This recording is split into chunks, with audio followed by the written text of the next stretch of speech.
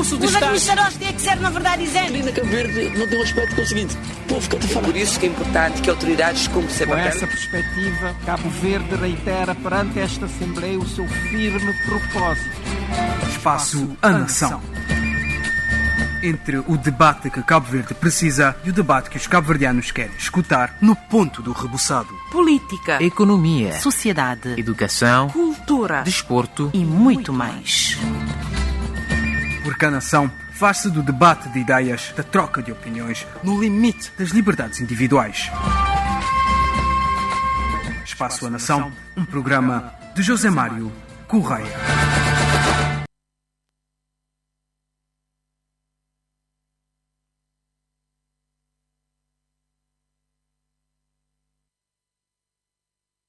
Vem na sequência de várias petições de cidadãos, todos desejosos de romper com determinadas práticas, muitas das quais se instalaram ante a inércia das autoridades em adequá-las àquilo que esses mesmos cidadãos julgam ser a melhor prática à luz dos novos tempos.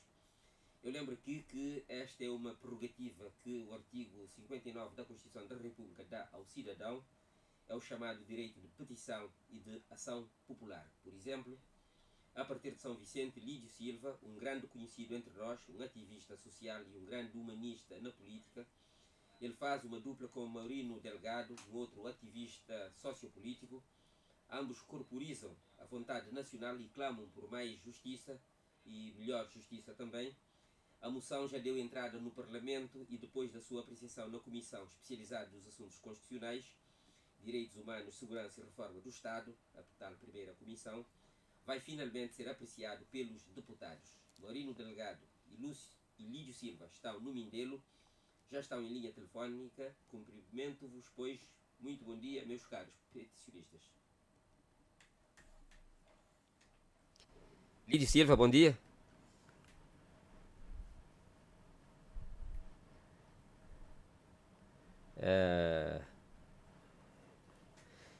Maurino Delgado e Lídio Silva estão em São Vicente. Suponho que não me conseguem ouvir.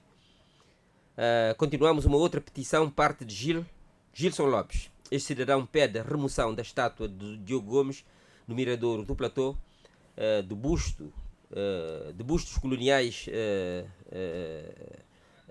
de exploradores coloniais como o Alexandre Albuquerque, na praia e no Platô, Serpa Pinto no Fogo, Diogo Afonso e Sá da Bandeira em São Vicente, entre outros. Esta petição também deverá ser apreciada no Parlamento brevemente. Os promotores dizem que vivemos um período histórico de contestação racial, onde o sofrimento causado por estes comerciantes de seres humanos negros remexem feridas profundas de traumas vividos, discriminação e injustiça. Gilson Lopes pede que não mais se homenageie essas pessoas, nem sistemas baseados na venda e compra de seres humanos.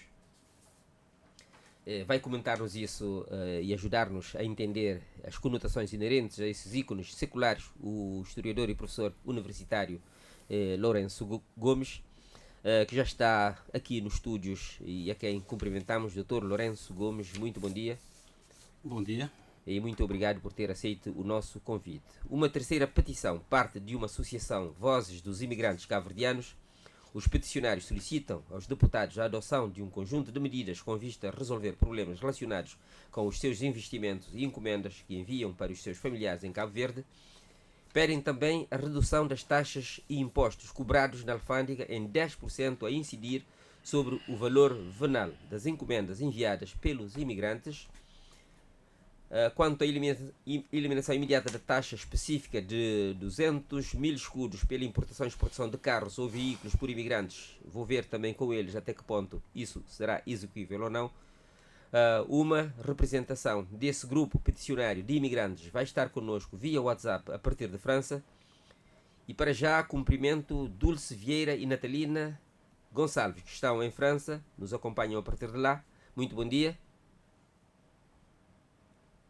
Muito bom dia. E muito obrigado pela vossa presença neste programa. Gerson de Pina, que nos escuta a partir dos Estados Unidos. Gerson, muito bom dia. Muito bom dia, é Bruno de Pina. Muito bem, Bruno de Pina, peço desculpas, fica a retificação. Muito obrigado pela nossa presença. Obrigado por terem vindo. Neste debate participa também um jovem que, em 2015, participou no movimento de ação cívica MAC 14, um movimento espontâneo que se opusera ao perspectivado, mas posteriormente abortado, novo estatuto de titulares de cargos políticos. Este movimento fora expolitado através do Facebook e conseguiu mobilizar mais de 5.000 pessoas que saíram nas cidades da Praia, da Assumada, Santa Catarina de Santiago, Mindelo, em São Vicente, e Espargos, na Ilha do Sal. Movia o grupo o veto ao novo estatuto e a demonstração consequente do desagrado dos mesmos relativamente à classe política. Adilson Neto, muito bom dia. Muito bom dia e obrigado pelo convite.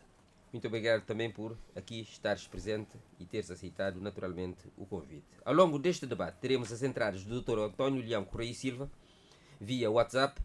Correia e Silva vai tentar ajudar-nos a compreender esta lógica dos movimentos sociais e a iniciativa dos cidadãos, mas também noutros momentos ao longo deste debate. Um outro participante é o Dr. Gerson Soares, da Provedoria da Justiça. Ele está aqui conosco para também nos falar das atividades da Provedoria da Justiça, mas também explicar-nos porque que, muitas vezes, os cidadãos, não acreditando nas instituições do Estado, contornam, muitas vezes também, a Provedoria da Justiça e avançam com iniciativas mais isoladas na forma de movimentos sociais ou iniciativas dos cidadãos. Naturalmente que o debate é cruzado, não há dossiês específicos para um ou outro debatedor.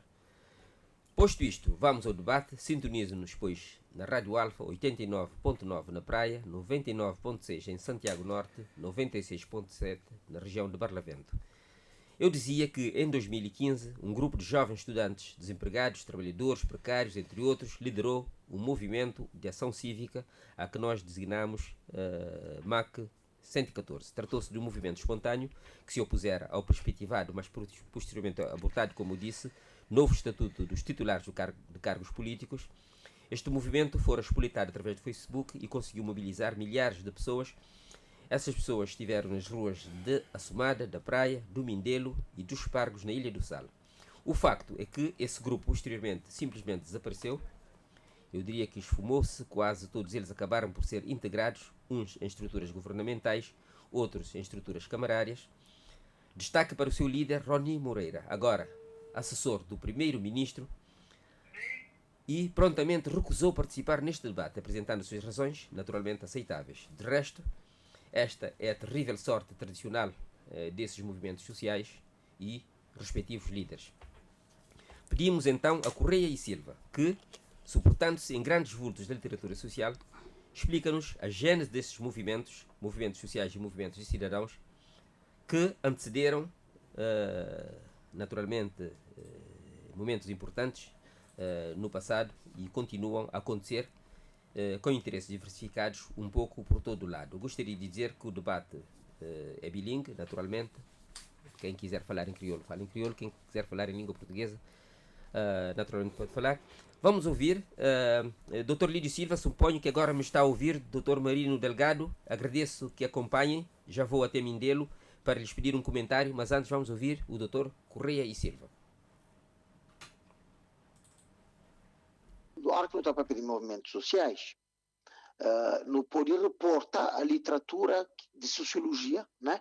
O que é que a sociologia tem entendido e tem aprofundado como movimento social, ou movimentos sociais, na plural. Ou tem, às vezes, sentidos mais banais, mais comuns, e muitas vezes veiculados para jornalistas, que os dois campos nem sempre coincidem, né? Agora, se não vai para a literatura sociológica, que é mais especializada, a sociologia dedica algum tempo e algum de seu esforço para entender movimentos sociais. Movimentos sociais é uma iniciativa de cidadãos, mas é uma ação coletiva. É que é um conjunto de cidadãos e não articulado. É articulação de interesses individuais criando uma ação coletiva. Bom, sociólogos têm entendido que movimentos sociais têm sido fenômenos irruptivos, fenómenos surpreendentes, inesperados, né? Porque movimentos sociais é uma ação coletiva que surge, primeiro, com consciência de um novo nós, isto é, esse sociólogo está para pedir identidade. Nós pode ser vários, mas aqueles nós ali no cotidiano está diluído. Marx estuda movimento operário. Operários entendem essa relação com patrões como o interesse individual de cada operário, de trabalho, de ganhar salário, etc. Em determinado momento, operários explorados, marginalizados e subalternizados, estão adquirindo consciência, mas só se pode mudar a condição individual de cada um desses, criando uma ação coletiva. Bom, operários, mas nós, na sociedade escravocrata, não todos também, mas escravos, esta fugir para a montanha, para sobreviver, etc. Depois esta descobre, mas isolado cada um, etc. Esta está sujeito à captura, à fome. Então, esta cria um nós. Esta cria um movimento social, né, de contestação. Segundo ponto, ele é uma identidade. Hoje, pessoas que têm orientação sexual não dominante, digamos assim, né? Não heterossexual. Durante muito tempo, esta sofre com marginalização, com vergonha até, está remetido para uma clandestinidade, mas às vezes, não está bem de ouvir quais que condições que está fazendo emergir os movimentos sociais, que esse conjunto de pessoas ali está descobrindo uma identidade nova nesse. Que ele é um primeiro fundamento, Alain Touraine, que é um sociólogo francês que estudou movimentos sociais, é para aquele primeiro momento que não está descobrindo nós. Né? Normalmente, aquele nós ali era um grupo estigmatizado, subalternizado, desvalorizado, que irrompe em defesa comum, porque esta hoje é só numa ação coletiva esta pode defender. Seja escravos, seja imigrantes, seja um conjunto de pessoas com orientação sexual reprimido, etc. Negros na sociedade onde ser negro é subalterno, ser negro é inferior, ser negro é objeto de caricatura, é ser feio, é ser disforme. Né? Você lembra, nos anos 60, nos Estados Unidos, os negros, que é isso? Nosso cabelo é canado, um cabelo feio, é canada, um coisa horrível, Black Power, né? Movimento, se você lembra, Angela Davis, que as gente tudo com mão na arco afro, ostenta aquilo que está reprimida. Aquilo que era para desfrisa, que é para pôr lenço, para sucundir, está ostenta num novo movimento. Portanto, um primeiro coisa é a identidade, que movimentos sociais têm forte. No segundo é a oposição. Movimentos sociais é movimento de cidadãos contra alguns. Né? Vou poder falar, é por, sim, mas esta começa por ser contra alguns. Operários contra a exploração. Contra lucro de patrão à custa de suas misérias. Né? Marx está fundando um movimento internacional no manifesto do Partido Comunista, né? que é um livro pequenote, mas um marco na literatura política, que é o operário de todo o mundo unidos. Né? Quer dizer, tem um nós aqui, operário, que está acima das nações, acima das línguas, acima dos lugares, mas que transversal, que está unido. Né? Pan-africanismo que nasce nos Estados Unidos, depois na África, com negritude, etc.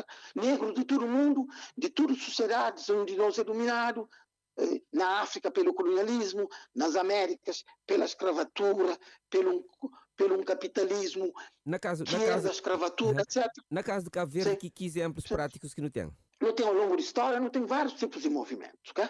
Não tem vários tipos de movimentos. Se não é na história de Cabo Verde, quando que surgem movimentos sociais fortes, na longa duração. Não vai desde, muitas vezes, na fome, né? Na seca, na fome, que é que está acertado essas condições. Bom, tivemos aqui uma interrupção do som do Correia e Silva. Dei-me mais uns minutos, Lídio Silva e Marinho Delgado, não sei se conseguiram acompanhar parte da intervenção do Dr. Correia e Silva. Dr. Lídio Silva, bom, continua complicado chegar até Mindelo. Adilson Neto, hoje você e o grupo MAC 114 se revêem neste tipo de movimento descrito pelo Dr. Correia Silva? Bom dia, José Correia. Certamente que sim. Veja que em 2015, quando nós analisamos o relatório da Sondagem, aponta que 70% dos cabo-verdianos estavam insatisfeitos com a forma com que o governo lidava com os problemas sociais do país. Então, repara, nós tínhamos como problemas sociais, nós tínhamos como desemprego, a criminalidade, a desigualdade social, entre outros. Portanto, se repara, a intervenção do Correia Silva foi espelhava fortemente de que são ações individuais que refletem na coletividade. Portanto, e aí surgiu a MAC 114, quando surge em 2015, ela não surge para a manifestação contra o Estatuto de Titulares de Cargo Político. O movimento surgiu antes porque o movimento era composto por jovens que saíam da universidade e universitários, jovens que encontravam no desemprego. Vejamos que se um dos problemas é o desemprego, e o desemprego afeta a individualidade do ser, e igualmente quando transportarmos as questões da criminalidade, ela também afeta o ser na sua localidade, de maneira que este conjunto de jovens, 12 aproximadamente, foram discutindo nas redes sociais com vista a fazer face a essas situações. Portanto, se formos verificar esta reflexão dos jovens nas suas individualidades, que vier a tornar-se na coletividade. Por isso se confirma, Correia, esta tese dos movimentos sociais a nível mundial e em Cabo Verde. Portanto, a MAC 114, sim, é um movimento social.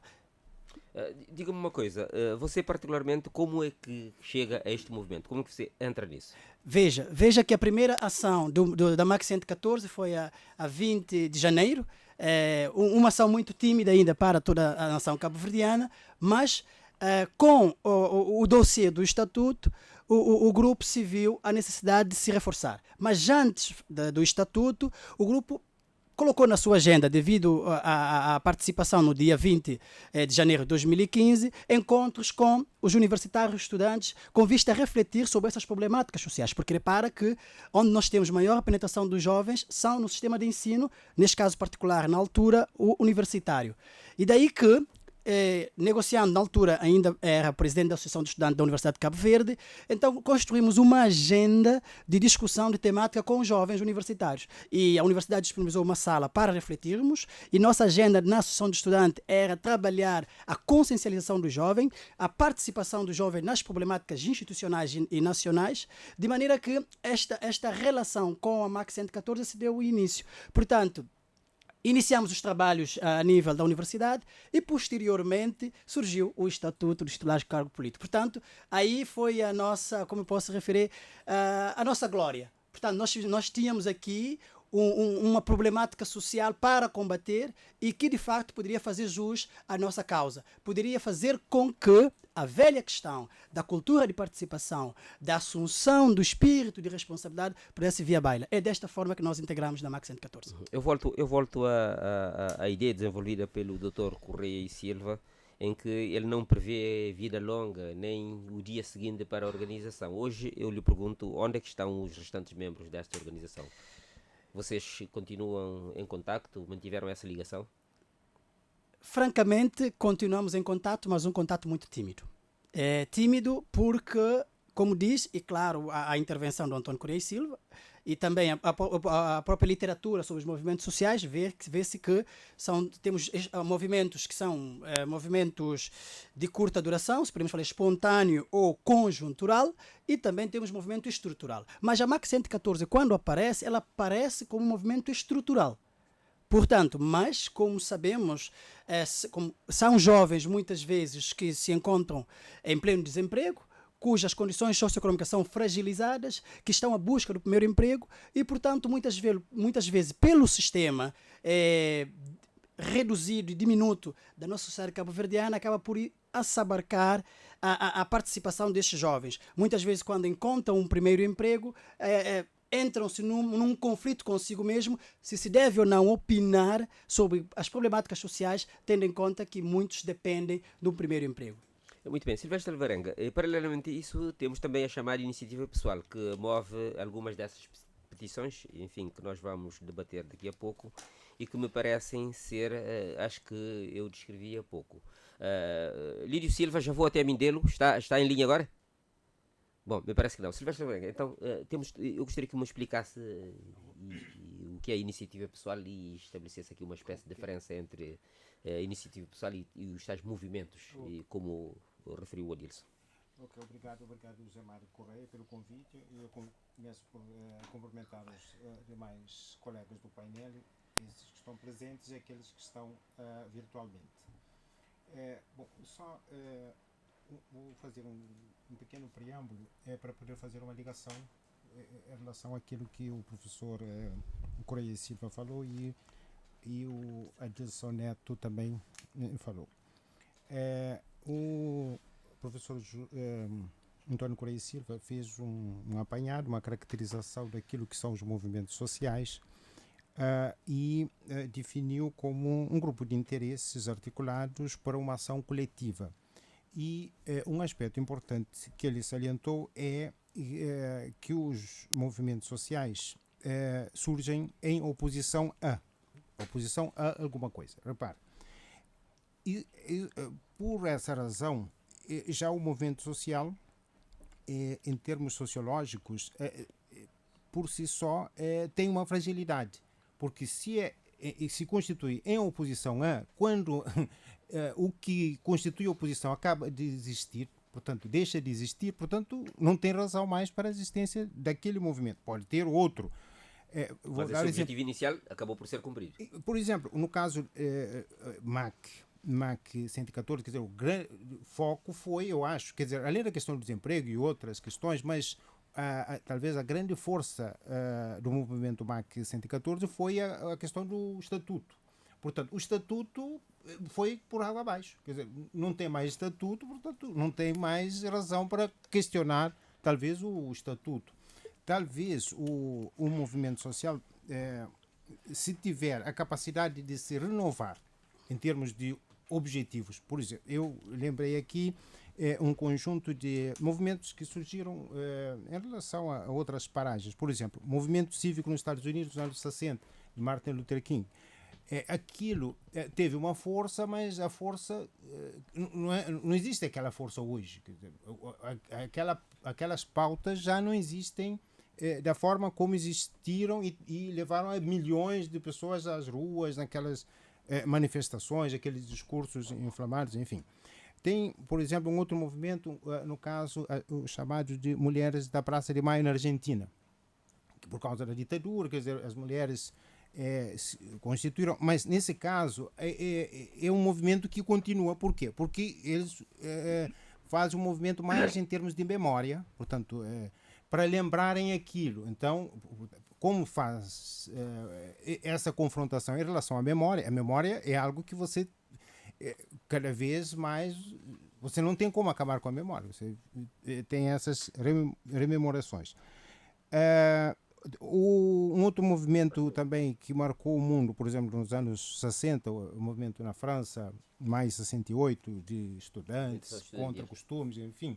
Então, portanto, esses movimentos, eles têm grande sucesso, mas o sucesso não consegue ter um sucesso permanente, porque quando chegam àquele objetivo, portanto, já não tem mais como prolongar. E só para concluir, tenho outros dois exemplos que eu gostaria de dar. Os movimentos no Brasil, por exemplo, o movimento sem terra, o movimento sem teto. Então, são problemas que, no caso, no Brasil, são quase que permanentes. Quer dizer, e aí os movimentos têm sempre força, porque não tem terra para todos. A pauta continua lá. A luta, as invasões, tanto no meio rural quanto no meio urbano. Agora, em relação ao ponto que chamou, que perguntou em relação à questão das iniciativas, portanto, os movimentos por si sós, portanto, essa ideia coletiva de uma ação. Agora, a iniciativa, quando se pensa em iniciativa, é uma espécie da possibilidade de materialização concreta dentro daquilo que está institucionalizado. E isso acontece, por exemplo, nesses exemplos que agora eu tive conhecimento da iniciativa desse grupo de cidadãos de São Vicente. Então, eles fizeram uma petição, a petição está prevista em lei, Então, institucionalizaram isso. Quer dizer, tem um movimento, tem várias pessoas que estão descontentes com algo. Esse descontentamento está conseguindo ter portanto, um caminho institucional de resolução. Pelo menos a possibilidade de se conseguir essa resolução, que é através de uma iniciativa popular, levando essa petição ao Parlamento e o Parlamento aceitando essa iniciativa e coloca em discussão alguns pontos ou essas pautas poderão ser atendidas ou não, nesse caso, no Parlamento. Portanto, é a materialização institucional de uma iniciativa, de um movimento. Então, essa é a ideia da iniciativa nesse contexto. Muito bem, vamos ver se agora sim é possível São Vicente. Dr. Lídio Silva? Perdão, nós estamos com muita dificuldade de contacto. Sim, Maurinho Delgado, suponho. Eu estou, Maurinho Delgado. Nós estamos com muita dificuldade de contacto. Mas estamos a ouvi-lo agora. Eu gostaria de lhe... Diga. Eu estou a ouvir, mas com dificuldade. Sim. Estamos a ouvir com dificuldade. E então estamos com dificuldade de entrar nessa discussão. Nós estávamos a propor se nós não podíamos participar num outro debate, numa outra oportunidade. Deixe-me perguntar-lhe, o que é que vocês pretendem com esta petição? Consegue ouvir-me? Já ouvi. Bem, esta petição é o culminar de uma luta. Culminar, quer dizer, é um processo de luta por mais e melhor justiça. Está-me a ouvir? Estou a ouvir, pode continuar. É um processo de luta por mais e melhor justiça. Esse processo de luta por mais e melhor justiça, efetivamente, começou de forma minimamente organizada, começou com o advogado Amadeu Oliveira. Sim. Porque há um documento, que é uma petição pública, por mais e melhor justiça, que foi feito pelo deputado. A iniciativa foi promovida pelo deputado Amadeu Oliveira, envolveu vários cidadãos e resultou numa petição assinada por 120 cidadãos. 120 cidadãos. Isso em 20 de janeiro de 2018. Mas depois vocês conseguiram muitas mais assinaturas. Essa teve 120 assinaturas. Essa petição. Essa petição é de 2018. A iniciativa foi promovida pelo Dr. Amadeu Oliveira e outros juristas e foi assinada por 120 cidadãos. A petição foi dirigida a Sua Excelência, o Sr. Presidente da República, Dr. Jorge Castro Fonseca, Sua Excelência, o Presidente da Assembleia Nacional, Engenheiro Jorge Santos, senhores deputados da Nação, Sua Excelência, o Sr. Primeiro-Ministro de Cabo Verde, Dr. Ulisses Correia, Senhora Ministra da Justiça, Dra. Janine Leles, Digníssimo Procurador-Geral da República, Óscar Silva dos Reis, Presidente do Conselho Superior da Magistratura Judicial, Meritíssimo Dr. Bernardino Delgado, Sr. Provedor da Justiça da República de Cabo Verde, António Espírito Santos, e foi dirigida ainda aos responsáveis dos partidos políticos. Dessas entidades todas, quais delas responderam à vossa petição, ao vosso pedido de intervenção? Desculpe-me, diga. Dessas entidades todas que tiveram acesso a essa petição, qual delas fez chegar até vocês alguma resposta e alguma reação no sentido dos objetivos que vocês pretendiam? O Presidente,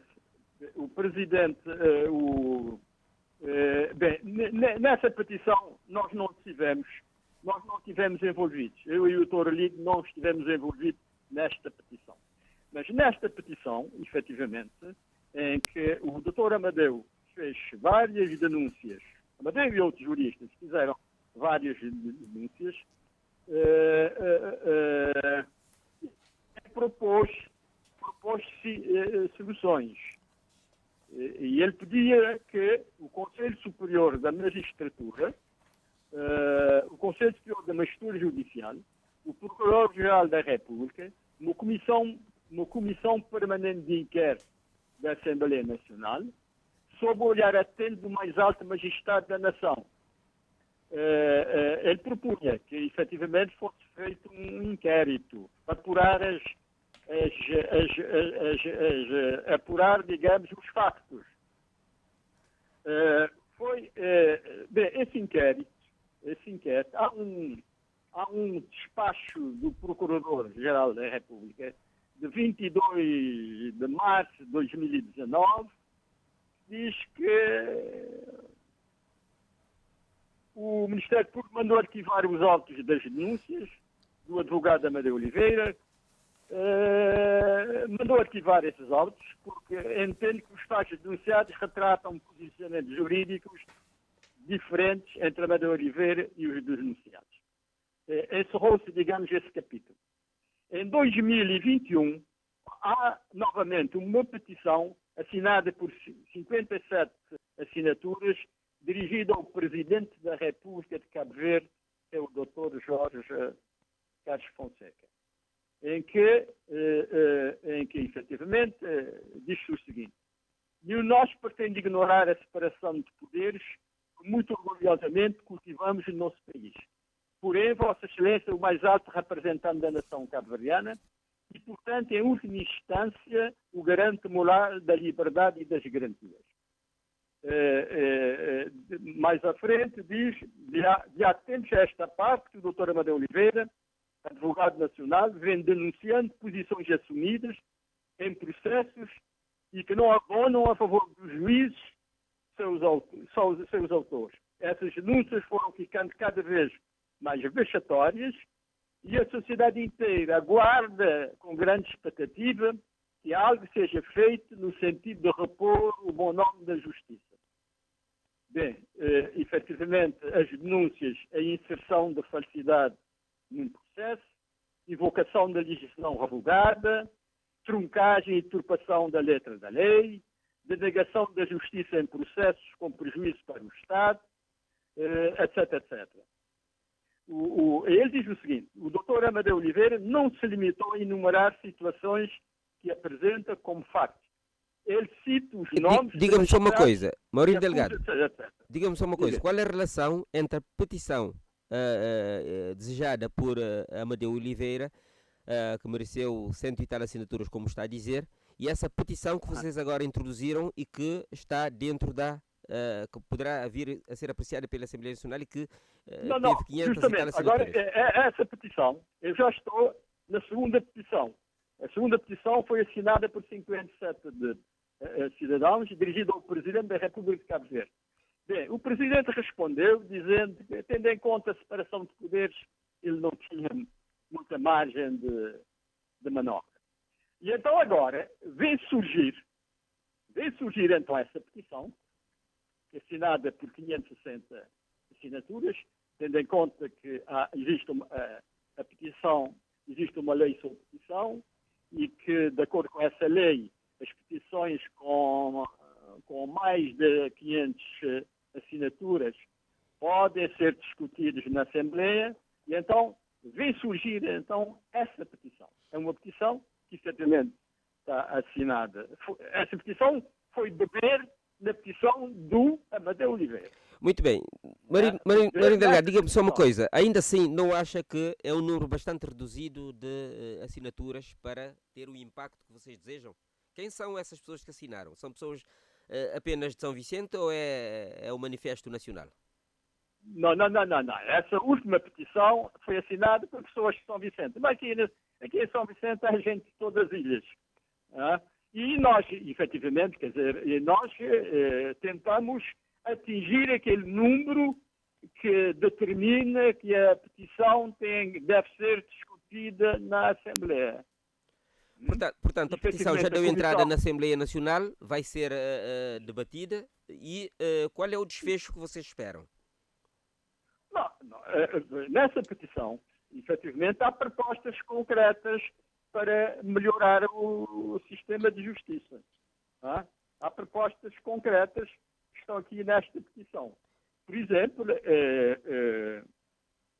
informatizar todo o sistema judicial. Isso é fundamental. Está-se a falar há muito tempo, há muitos anos, em informatizar o sistema judicial, mas é um processo que está caminhando muito, muito lentamente. Muito bem. Por isso, nós estamos a insistir. Maurício Delgado, eu já volto até São Vicente mais uma vez. Deixe-me antes perguntar ao professor Lourenço Gomes se quer pronunciar sobre esta matéria. Senão eu avanço, eu sigo em frente.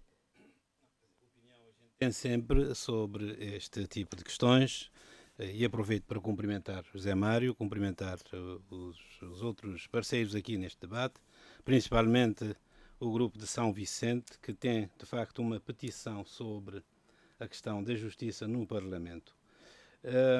Na verdade, as fragilidades da justiça em Cabo Verde, sobretudo quando lesam o Estado, quando há prejuízos nitidamente para o Estado, tocam a todos nós, não é? E todos nós acabamos por ter uma percepção sobre esta matéria. O que se passa é que nem todos os cidadãos são confrontados com problemas de justiça, e por isso ficam sem ter uma percepção sobre a realidade com que deparamos no dia a dia. É um pouco como o problema dos transportes, não é? Que também vamos debater aqui, porque de facto, sobretudo os transportes aéreos, porque quem não viaja de avião, por exemplo, não conhece os constrangimentos que se colocam a quando das viagens, não é? e que são enormes, a começar pelos custos das viagens. Mas a questão da justiça, de facto, é pertinente, com certeza, a petição que foi dada entrada na Assembleia, e vamos aguardar, não é, pelas reações dos nossos deputados, esperando que, se há que existem, como diz aqui o Dr. Maurício Delgado, há contributos para a melhoria da situação de justiça em Cabo Verde, por que não? Na medida em que o grupo estará a dar um contributo para a melhoria desta realidade. Obrigado. Muito bem, Gerson Soares. Sim, muito bom dia. Antes de mais, queria agradecer em nome do Provedor de Justiça para a oportunidade que nos é dada para estar aqui neste debate público, cumprimentar aqui os participantes, presencial e online. Bom, relativamente às manifestações públicas da sociedade civil, devo dizer que elas são bem-vindas, devem ser valorizadas, não é? No Estado de Direito Democrático, pensamos que os movimentos da sociedade civil, a liberdade de expressão, a liberdade de manifestação, devem ser valorizadas e não devem ser censuradas ou condicionadas. Na verdade, ninguém deve ser inquietado em virtude das suas opiniões ou manifestações. Os motivos que levam as pessoas a manifestarem-se devem ser analisados e as entidades competentes da matéria devem tomar as medidas que se impuserem para dar resposta às manifestações da sociedade civil, que muitas das vezes são legítimas, não é verdade? Porque as manifestações, entendo o Provedor de Justiça, que são uma chamada de atenção, não é? Até porque neste momento, no Estado de Direito Democrático, há outras entidades na arquitetura do Estado de Direito Democrático que podem até reforçar e dar voz à sociedade civil, como é o caso do Provedor de Justiça. O Provedor tem um conjunto de poderes importantes que pode perfeitamente pôr à disposição da sociedade civil para reforçar e formalizar as manifestações da sociedade civil sobre várias matérias que aqui vamos debater durante este debate que nos é proposto. Dizia que o Provedor, no âmbito das suas atribuições constitucionais e legais, tem um conjunto de poderes, nomeadamente o poder de promover os direitos, liberdades e garantias dos cidadãos, por forma a assegurar a legalidade, a justiça, a operância e a eficácia da atuação da administração pública. Portanto, neste contexto... Deixe-me, já vamos a esse aspecto, que é importante e que pretendo também ouvi-lo. Deixe-me antes ouvir o professor Alvarenga sobre essa questão da petição que o Grupo de São Vicente introduziu. Já vou até si. Tá. Sr. Mário, eu acho de suma importância, independentemente do alcance que essa petição poderá vir a ter, mas o facto de trazer o tema à tona, à discussão, eu acho que é de fundamental importância. Por quê? Porque nós temos que ter a consciência de que a justiça precisa melhorar. Portanto, esse é um ponto. E eu acho que qualquer iniciativa que contribua para colocar a justiça na ordem do dia é uma iniciativa muito positiva e deve ser louvada. E temos casos específicos que e já foram apontados tanto pelo professor Lourenço quanto pelo senhor Mourinho. No caso, por exemplo, as ações que lesam o Estado, porque nós sabemos que tem pessoas que estão na administração que atuam de forma,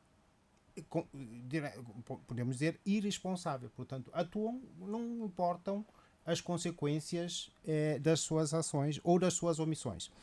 E por quê? Porque sabem que fazendo ou não fazendo, dando prejuízo ao Estado, que quem paga é o Estado, que não tem nenhuma consequência para si. Então, eu acho que a justiça deve atuar nesse sentido. Um outro ponto é em relação à qualificação das decisões. As decisões, tanto na justiça do primeiro grau, quanto na justiça dos tribunais superiores. Um outro ponto é em relação à produtividade. Pensar em relação à produtividade, para fazer com que a justiça produza mais e reduza a morosidade. E garantir o sentimento de que realmente está-se fazendo justiça, existe justiça e não há impunidade. Então, isso é fundamental para a harmonia social, porque se você tem um Estado em que você vê claramente situações de arbitrariedade e de abuso e não tem nenhuma consequência, você cria um sentimento de revolta permanente dentro da sociedade. Então, seriam esses pontos que eu queria destacar. Muito bem. Gerson Soares, eu já vou até si. Deixa-me antes ouvir o Dr. Correia Silva, a quem eu perguntei por que os tribunais deixam esta espécie de buraco, se aqui é buraco, não é? Para a incursão dos cidadãos e dos movimentos sociais que querem, que desejam participar e enriquecer a agenda pública.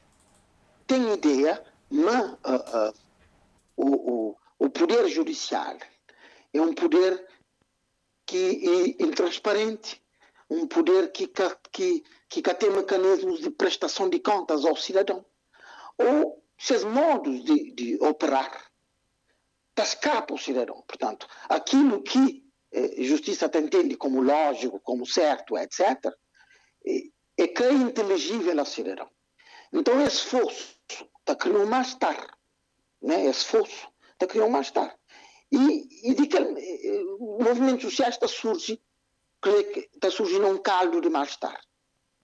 Está surgindo um caldo de descontentamento. Sem energia e descontentamento. Que é que está movendo?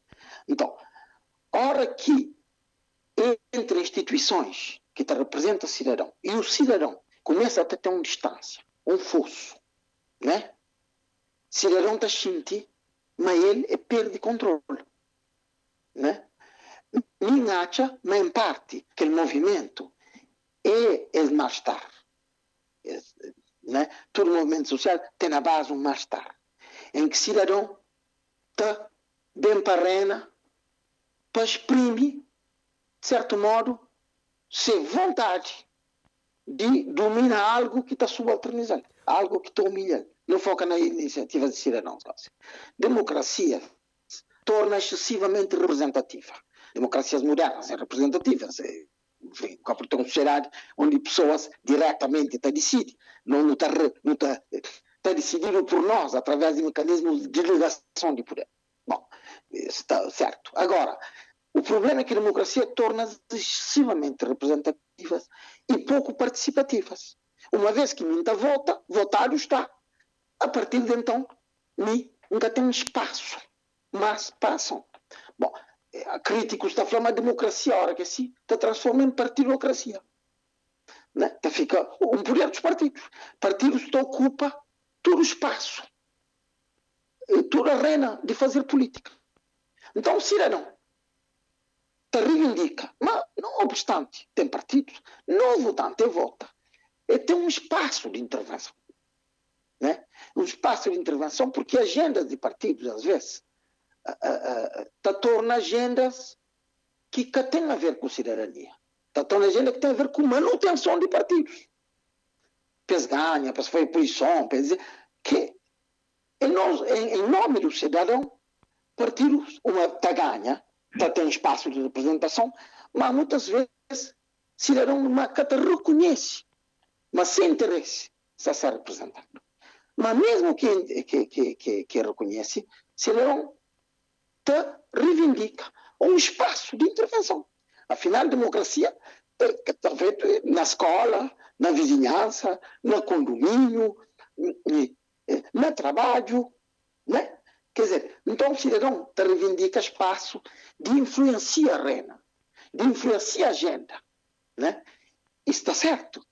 Isso está certo. Não só o cidadão individualmente, mas outros grupos. Cidadão enquanto grupos locais, e grupos de interesse, e grupos que têm a ver com forma de sensibilidade. Então, esta leva para o legislativo, para órgãos centrais de soberania, preocupação de cidadania. Isso, chama isso movimento social. Chama isso uma tentativa de enriquecer a democracia, equilibrando representação e participação. Tem excesso de representação e uma deficiente participação. Então, essa ideia de uma democracia participativa, em que cidadão também tem iniciativa, também tem espaço, e se espaço também interfere, também enriquece a agenda pública, é fundamental, né? E, portanto, esta mostra só uma vitalidade da democracia. Isso que quer dizer fraqueza de partidos, mas quer dizer que, além de partidos, também tem outros grupos. Muito bem, Gerson Soares, há uma clara desconfiança social do cidadão relativamente ao Poder Judicial ou nem sempre os tribunais têm cumprido o seu papel ou, enfim, não têm feito por outros motivos? Bom, antes de mais, queria esclarecer para poder ficar bem claro que o Provedor de Justiça não faz parte do sistema judiciário. Embora muitas das vezes as pessoas confundem pelo nome Provedor de Justiça como fazendo parte do sistema judiciário, mas não é verdade. O Provedor é um órgão independente, eleito pela Assembleia Nacional, independente dos tribunais, independente da administração pública, que tem por missão essencial defender e promover os direitos do cidadão. Portanto, o Provedor está do lado do povo, o Provedor está do lado dos cidadãos, não é? Para promover e defender os seus direitos e interesses legítimos. Tanto assim é que eu disse na minha primeira intervenção que o Provedor está na disponibilidade de pôr à disposição da sociedade civil os seus poderes constitucionais e legais que tem e que a sociedade civil possa não os ter. Relativamente à questão da justiça, o provedor recebeu de facto uma petição, o anterior provedor recebeu uma petição relativamente a mais e melhor justiça. Em alguns aspectos, o provedor... Essa petição do grupo de São Vicente de Mourinho e Lídio Silva? Não é esta última, mas a primeira, não é? O primeiro provedor... O anterior, encabeçada por Amadeu Oliveira. Exatamente. Mas havia, nesta primeira petição, muitas matérias que estão fora do âmbito da atuação do Provedor de Justiça. O Provedor de Justiça, sendo um órgão independente dos tribunais e não podendo entrar em casos pendentes em juízo ou objeto de caso julgado, a única via que tem é encaminhar essas matérias para as entidades competentes em relação da matéria para pronunciar ou para decidir em função da matéria. Portanto, o provedor tem essa limitação de não entrar em matérias pendentes em juízo, porque não é tribunal, não faz parte do sistema judiciário. Não é? Bom, relativamente a outras questões, nomeadamente a questão da justiça administrativa, aqui reconhecemos claramente que há uma zona em que o provedor pode atuar, que é poder fazer uma recomendação à Assembleia Nacional ou ao Governo por forma a se atualizar o nosso contencioso, que é um contencioso muito antigo, que já vigora há mais de 2 décadas. Não é? Aqui há um conjunto de omissões, não é, que podem ser atualizadas. Temos uma justiça administrativa desatualizada do ponto de vista social, jurídico e administrativo e em muitos aspectos inconstitucional até. Não é? Aqui nesta matéria o provedor tem o poder de fazer recomendações legislativas, não é? à Assembleia Nacional por forma a dar mais atenção a esta questão da justiça administrativa, que é muito, muito importante. Portanto, o provedor não faz parte do sistema judiciário e limito-me a não pronunciar-me relativamente à questão que tem a ver com a justiça puramente do sistema judiciário, porque está fora do âmbito da atuação do provedor de justiça. Muito bem.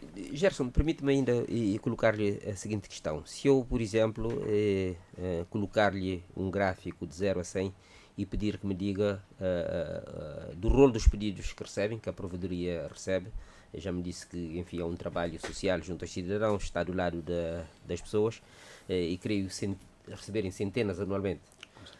Onde colocaria, portanto, o grau de satisfação vossa, ou seja, quantos pedidos satisfizeram e em favor daqueles que desacreditaram, digamos assim, nos poderes judiciais tradicionais e vos procuraram? Olha, Zé Mário, o provedor, pelo prestígio e credibilidade que tem, as pessoas têm a acreditar cada vez mais neste órgão tão importante. O provedor tem um poder de influenciação, não é? Há meios clássicos de resolução de conflitos, mas as pessoas têm a acreditar cada vez mais no provedor de justiça, porque tem mecanismos de influenciação administrativa e legislativa e têm conseguido dar resposta cada vez mais satisfatória aos pedidos dos cidadãos. Nós, em grande parte, diria até 90% ou 95% dos pedidos que recebemos, temos conseguido resolver. Aliás, há pessoas que têm optado de ir à Provedoria de Justiça ao invés de ir aos tribunais. Primeiro porque na Provedoria não há formalidades, não é? É tudo na base de informalidade, é gratuito, não precisa constituir advogado, não é? O contacto é direto e é muito mais soft, muito mais simples. Ao nível dos tribunais, sabemos o que há, formalidades, custos, pagamentos, etc, etc, etc. Portanto, as pessoas têm optado muitas das vezes por ir à Provedoria de Justiça e nós temos conseguido resolver grande parte dos problemas que nos são colocados. Adilson Neto, vocês quando avançaram nem sequer pensaram na Provedoria de Justiça? Não. Nós não pensamos, o documento já estava na Assembleia, o nosso foco era na ligação com a Presidência da República, que teria a missão de vetar ou não o diploma. Portanto, e o Presidente agiu de forma mais eficiente possível, porque a nossa geração é uma geração que não tem esta capacidade de eleger os titulares e ficar muito tempo a aguardar pelos resultados. Nós somos uma geração em que ambicionamos um tipo de políticos que fazem políticas públicas, seja ela de justiça, seja ela qual for, capaz de ser mais eficiente possível e capaz de colocar na sua agenda a capacidade de formular políticas inovadoras. Portanto, como disse bem, temos, quando se fala da justiça administrativa, que é uma matéria que neste momento é desatualizada, requer reflexão. Portanto, acredito que essa discussão é uma discussão que já faz tempo. Então, a nossa geração requer que haja, da parte das políticas públicas, dos fazedores de políticas públicas, neste caso para a justiça, que reflitam sobre a matéria e tomem decisões. Porque estão ali, muitas vezes, nós estamos, como disse o António Correia Silva na sua intervenção, nós estamos na democracia representativa. Então, elegemos os nossos representantes para, posso referir, para aliviarem ou garantirem ao cidadão a capacidade de ser feliz. Portanto, e esta felicidade está muitas vezes nos diplomas e no time de resposta. Uma outra questão também, para se destacar aqui da intervenção do António Correia Silva, é essa questão que se refere à inteligibilidade da justiça em relação ao cidadão. O cidadão comum tem um receio em falar ou chegar e procurar a justiça. É preciso hoje que se desconstrua este conceito, estes preconceitos à volta da justiça. Então, nós acreditamos que os fazedores de políticas públicas, em matéria específica de políticas públicas para a justiça, façam no tempo em que ambicionamos, o tempo recorde. Sabemos que é uma matéria difícil, mas muitas vezes nós estamos, enquanto agentes, fazedores de políticas públicas, estamos a amarrar-nos em burocracias desnecessárias, para estarmos, como diz também igualmente o António Correia Silva, para termos com uma manutenção da situação. Manutenção aqui, ele diz, do poder político partidário. Não sei se eu faço entender. Muito bem. Silvestre Branco, quer comentar? Eu vou fazer alguns comentários. O professor Correia Silva referiu a três pontos que eu acho de fundamental importância na democracia, que é a questão da representação, a participação e prestação de contas. Ele estava referindo esses pontos especialmente em relação à justiça. A representação, de uma forma geral, nós temos, eu admito, eu acho que, e há outras pessoas que pensam assim, que a nossa representação, o modelo representativo que nós temos hoje tem algumas falhas, tem algumas limitações e que precisaria de fazer alguns retoques.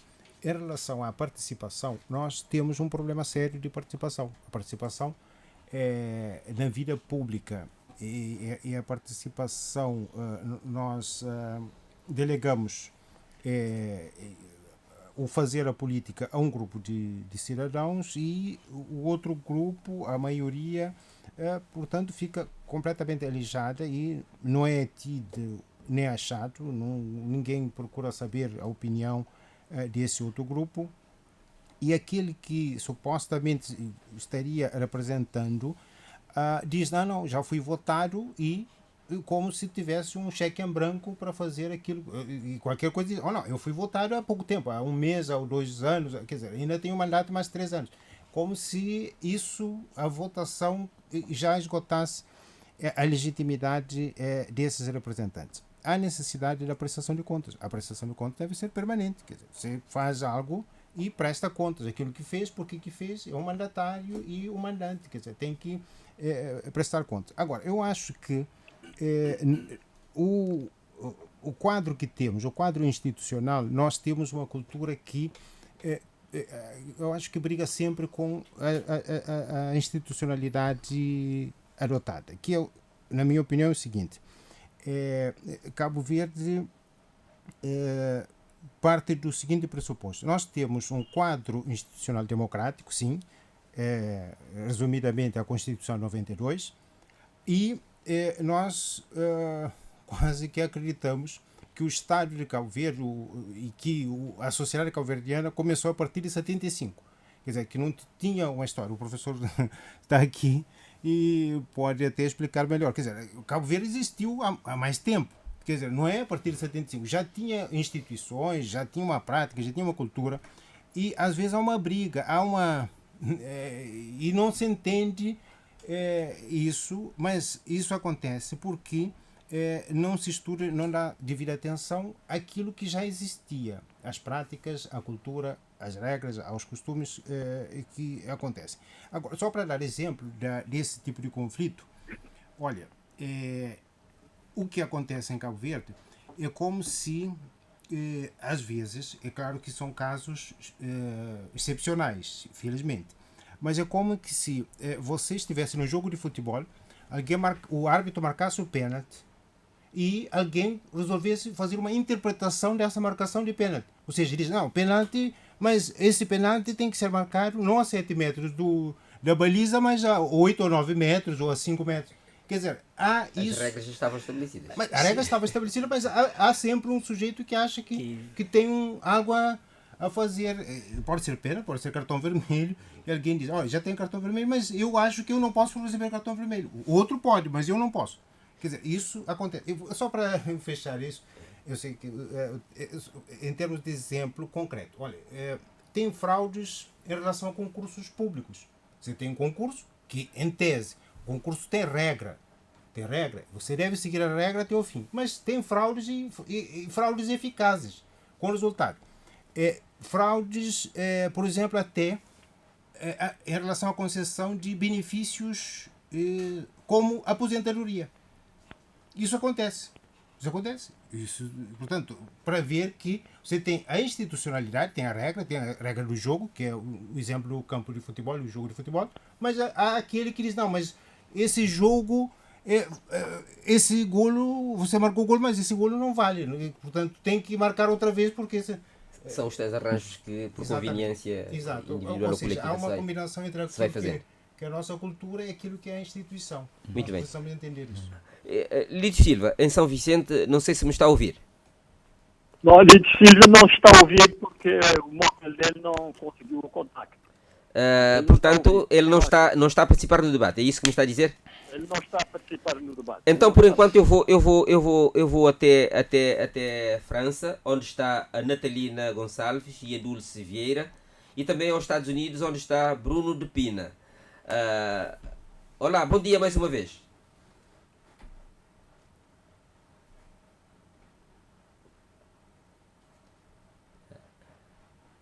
Não me conseguem ouvir? Bruno? Bom dia. Bruno, moda-nos hoje, enfim, no Podipapo em crioulo, em português, portanto, espaço é aberto, nós é bilingue, portanto, a opção é de nós de lado de lá.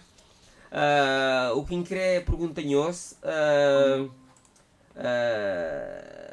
no fundo, não queria perguntar-nos para nós falar, modo que nós está nesse momento, modo que terra se trata nós na quadro de política de imigração.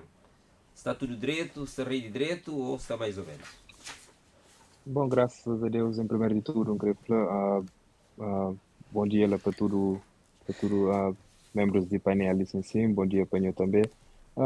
E não se tratado direito, por acaso, com alguns frios, algumas dificuldades, mas graças a Deus é tudo que não está supera para morrer. Eu não sei se começa a estar habituado a essa frio de lado ali, mas do resto tudo graças a Deus está tranquilo. Muito bem. Dulce Vieira, vou poder falar sobre aquela petição. Nós a fazer parte de uma associação, que é a Associação Vozes de Imigrantes Cabo-Verdianos. Nós metemos uma petição que pede deputados para adotar um conjunto de medidas com vista a resolver problemas relacionados com os investimentos ali na Cabo Verde. Mas também relativo a encomendas que nós temos via para a nossa família ali na Cabo Verde. Nós explicamos isso melhor, para nós ouvintes poderem entender e também para o resto dos imigrantes que se acompanham entender o que efetivamente está em causa ali. Alô, bom dia, painel, bom dia para todas pessoas que estão indo nesse momento ali. Antes de mais, meu nome é Dulce Vieira, vivo na Paris, onde que é membro de essa associação Vozes dos Imigrantes. Essa associação, que é Vozes dos Imigrantes, ele já cafra tudo, para modo não sei, mas nós imigrantes não encontramos dificuldades, se mas não sabe, a nós é uma potência de desenvolvimento no nosso país Cabo Verde. Então, o que surge a essa petição ali é um descontentamento que já tem estado, está falando, tempos está surge. Onde que me entra nessa associação, derivado desse descontentamento ali, assim, em conjunto para não poder fazer alguma coisa para nós assim tá melhor. Agora, estou deixando para falar para a minha colega Natalina, que explica um pouco de modo que surge essa petição que nós vamos pôr em linha. Natalina, antes de você falar, explicam, nós antes de meter aquela petição ali, certamente nós teve vários encontros com dirigentes que visita a diáspora cabo-verdiana. Naturalmente, nós chega de colocar que as questões ali, antes de nós avançar aquela petição, qual que foi a resposta de que os dirigentes? Nós, principalmente, tinha dirigentes áreas que estão bem para a Europa, que o que não está falando, nós mesmo nunca está informado, nunca tem acesso a aquelas informações, mas está ali. Mas alguns de outros membros já tinham olhava esse, né, onde que na Cabo Verde também já não tinha falado coisa. E depois, na Europa, nunca tinha antes ainda de falar concretamente sobre isso. E com essa petição, exatamente o que você pretende, Bruno? Bom, naquela petição, cima Dulce Jeffrey, é de tanto descontente que imigrantes insistem na tua diáspora, não queria que eles ouvissem nós, não queria que aquela petição mandava uma mensagem para eles, onde que para eles sentir nós dor para modo sempre esta fala, mas imigrantes é uma força para Cabo Verde, mas imigrante é de que é mais uma ilha de Cabo Verde, mas na verdade horas que também a respeito de nós imigrantes, maneira que não está ser tratado, maneira que não tá, taxas que não está cobrado horas que não vai para Cabo Verde e só não está hoje, só de passagem para não vai para Cabo Verde, modo que é caríssimo, então portanto, horas que não chega lá, tratamentos que não tem, é que nada agradável. Então é lá que surge aquela petição, onde que para não mostrar nosso descontentamento, para não pedir que as olhem para nós, para não pedir para que as reduzem que as taxas que as têm estado cobrando, e também a decorrer de tempo, eles bem metem aquela taxa de 200 conto na meio, onde que supostamente a slaba era para ajudar no tempo de pandemia, mas próximo ano me bastava, que não há 10 anos depois que eles vêm que eles vão para o Parlamento, se torna deixa aquela taxa de 200 conto. Então, é para hoje tanto falácia que acontece na boca dos nossos governantes, mas hora que é na hora de realidade, de pôr coisas na prato limpo, sempre assim, em prática que acontece. Então, aquele petição era meramente para deixar esse sabe, mas não ser descontente, mas no mês depois de ouvir a nós. Muito bem. Dulce, fala uma coisa. Na verdade, enfim, taxa alfandegária tem tudo cá. Nós queremos para tudo ou nós temos uma ideia de onde seria pagável, digamos assim? Já respondi aquela pergunta, assim, desculpa, José. Taxa, é que para não creio que que eles deixam sempre paga taxa. Mas, claro, não se está nos Estados Unidos, se na Europa, na tudo diáspora, não sabe, mas não tem que pagar taxa na tudo qual que não está. Mas é que é possível, ok? Deixa-me fazer um coisa. É que é possível, modo que não está paga para um bidão, vai para Cabo Verde, e a horas que não vai para Cabo Verde, não está paga quase 3 conto por falar só para troca papel. Um papel, ok? Troca de papel. Tudo que ele tem ali, bem está cobrado, troca de papel. Que já vai ter que falar no parlamento mesmo, aquela troca de papel, é ilegal praticamente. Você entende? Essa cobra é praticamente ilegal. Você entende? Para morrer coisa. Nós está paga para troca de papel, ou que vai na Cabo Verde, bota tomado um papel, botará outro papel, que ele é que troca de papel. Ainda por cima, se tem nem coragem para se fazer 2 fotocópias, para se dar, para botar com a alfândega, esta flava toma, vai fazer cópia, que é para levar a alfândega. Que cópia te custa mais ou menos 10, 15 escudos. E depois eu pago 3 contos, porque tem nem direito a 2 cópias. Assim, e é tudo aquela burocracia que não te passa para ele, aqueles horários que não te passa, para não correr atrás de troca de papel, depois para não vai para a alfândega, agora que vai na alfândega, vai levantar o bidão. É um bicho, é um canseira da gaita. E nós, imigrantes, não estamos com pouco tempo para Cabo Verde. Vida de estrangeiro, tudo que é fácil. Então, que não vai na Cabo Verde, que não encontra tudo que é burocracia lá. Já ouvi canto pessoas que estão a Cabo Verde, que vocês, para bater esses bidões, desfruta dele na tempo que esta sala de 15 a um mês, está bem para trás que te consegue ter bidão. Também, às vezes, está essas coisas que manda, tudo rabidado, tudo caixote, tudo rachado, que está fazendo nada. Você está entendendo? E ainda assim, não tem muitas coisas que não te paga extra para nutrir nosso bidão, chanfrasi, que não te manda com todo carinho para servir nossa pessoa na Cabo Verde. Não te manda um bidão, também, qual vez, 7, 8 sempre acusas direito dentro dele, já se te cobrou para morrer não, aquele bidão é para vender. Sabendo uma boa faz esforço naquela terra ali para mandar um bidão para Cabo Verde, não sabe que pessoas às vezes pensam na Cabo Verde, creio que é para não pôr lixo dentro do bidão, que é para não mandar, bom, se não pôr coisas direito não, já é para vender, já é para a família, mas tudo que ele é uma revolta que não tem, tem que ter um bocadinho mais de consideração, tem que ter de ouvir o imigrante, se essa está realmente uma imigrante, é aquele mais humilha de Cabo Verde, imigrante é uma peça fundamental, você tem que começar a tratar como uma peça fundamental, que sofre na boca.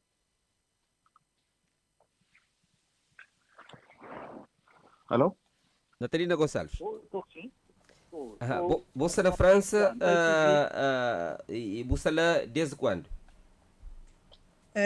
Muito bom dia a todos, antes de mais. Como disse o senhor, meu nome é Natalina Gonçalves, sinto vivo na França, mais precisamente na zona sul de França, na Nice. Instalei na França há 15 anos e a minha filha de imigrante, né, nasci na Portugal, criei na Portugal, e está na França há 15 anos.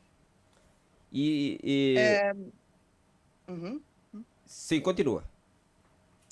E para continuar o que minhas colegas estão falando, então, essa petição é uma petição que foi iniciativa então de membros dessa associação para mudar tanto descontentamento que no tem estado está sentindo. A mim, pode falar como filha de imigrantes que veio com Cabo Verde há 5 anos atrás, não esperava, não fica contente, sim, muito contente com a minha terra, meu país, né? Manta aspirava achava um terreno ainda mais desenvolvido para aquele trabalho constante que mim assiste na Europa, na Portugal, França, tem estado até hoje nos clientes grandes, está fazendo isso incansavelmente, porque não pode falar imigrantes cabo-verdianos, é um imigrante que está trabalha, está vive para ser terra. Esta prefere, se for preciso, vive na condições precárias na Europa ou nos Estados Unidos e faz com que lá na Cabo Verde tenha situações melhores. Mas, infelizmente, não pensa nos governantes lá na Cabo Verde que até hoje aquele parte lá, e então nós que está sofre tudo isso na pele, não tem que demonstra coisa que não está achando. Então, única forma, um dos melhores formas, com certeza, é fazer manifestações, é fazer petições. Essa petição ali foi uma petição feita online, porque não sabe, nós imigrantes não se espalhados na toda parte da Europa, América, Ásia. É uma petição que teve, por falar, quase tal assinaturas. E quanta assinatura nunca conseguiu? Não tive mais de 4.000 e tal assinaturas para essa petição ali, né? Mas é de louvar, mas ao mesmo tempo não fica um pouco triste para não saber, mas é uma situação que prejudica tudo imigrantes e com o número de imigrantes que não tem espalhado no mundo, não podia ter muito mais assinaturas, mas infelizmente nem tudo alguém que está na rede social, que está na internet, para poder assinar aquela petição. Assim. Dulce de Pina, falou uma coisa, de qualquer forma, enfim, petição, dura que entra no Parlamento e entra, está uma estrada, está um caminho aberto.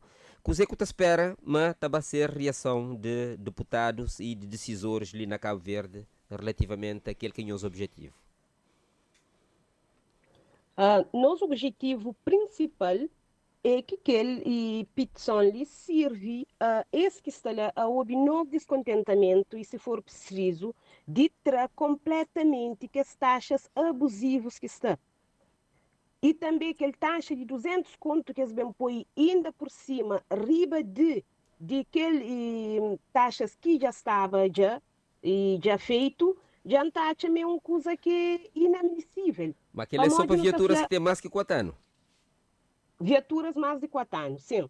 Mas também, aquele nossa petição é para modo nós ali, nós trabalhamos muito cansado, muito duro, e o objetivo é que eles jovens nós perante essa situação ali. É aquele que nos revolta, é aquele que não está espera para discutir lá, né? Para tomar uma decisão que está ser favorável a nós tudo imigrante que está sofrendo na pele ali na Europa. Bruno, última questão, falando depois de nós meter aquela petição, e petição moram já tem alguns anos que nós metemos, nós recebe, entretanto, naquele meio tempo ali, algum chamada, nós teve algum contacto com dirigentes de Cabo Verde para lá, entra em contacto com nós, particularmente estruturas governamentais que têm responsabilidade na questão direta na questão de imigração? Não, e é lamentável que não tive nosso ministro de Jorge Santos, onde que vai num programa ponto por ponto, onde que tenta nossa associação é uma associação praticamente que sala só para trabalhar, mas nossa associação nunca teve encontro com nós, onde que na nossa página. Mas está lá só para trabalhar ou só para trabalhar? Nunca percebe? Só para trabalhar. Mas nossa associação praticamente que se jura para nós é uma associação que se fala contra de Cabo Verde, não se fala para que manda nada para Cabo Verde, para não fazer uma manifestação onde que não falava para que mandava nada para Cabo Verde, para a alfândega de Cabo Verde, para modo que as taxas que a Estensar está cobrando, não dá um monte outras maneiras que pessoas podem jurar nós cabo-verdianos na Cabo Verde, para não deixar nossa família morrer de fome, para não mandar dinheiro, mas para não fazer um greve mesmo de 3 a 6 meses, onde que nunca mandava num bidão, para que não consiga mostrar nos governantes, mas a porta de entrada de nós imigrantes é para a alfândega, é para o aeroporto não. Nossa porta de entrada de imigrante é pela que não está manda barco, carro, é pela que não está manda mobília, é pela que não está manda contentores, é pela que não está manda várias outras coisas. Então, nossa porta de entrada é para a alfândega. Então, não queria fichar aquela para sentir na bolso de Estado, pessoa, mas realmente mas tem que dar mais valor. Mas, tinha imigrantes que aderem àquela manifestação, que aderem àquela causa. Então, portanto, até porque eles recebem um bocado de remessa, onde que Jorge Santos próprio fazia um chacota para imigrante, para morar lá, mas naquele tempo que não estava a fazer a greve, foi a época que eles mais recebem. Mas é que lembra, mas foi a época que eles mais recebem, mas é que para morar no flapa que manda nada que pessoas sabem também não. É para morar a época onde que tinha pandemia, era a época onde que crioulos mesmo, que te consegue deixar ser família, chanflacer um pão, é por isso que tinha coisas vai para Cabo Verde. A alternativa que não dava pessoas é para eles mandar dinheiro para o Western Union, era para eles comprar num website que está falando manda bem, que pessoas estão recebendo acesso produto lá na casa de uma loja online de um cabo-verdiana que surge com aquela ideia lá.